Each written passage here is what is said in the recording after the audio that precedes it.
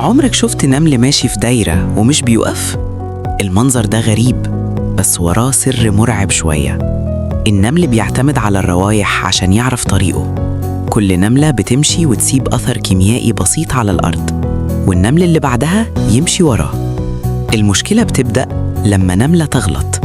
لو الأثر ده اتعمل في دايرة بالغلط، النمل كله يبدأ يمشي وراه واحدة ورا التانية من غير ما يفكر.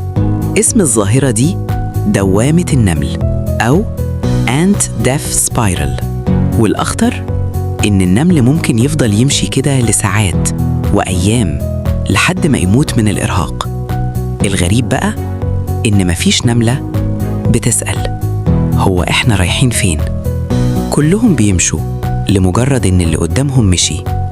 وساعات اللي شايفه بسيط قدامك بيكون درس كبير.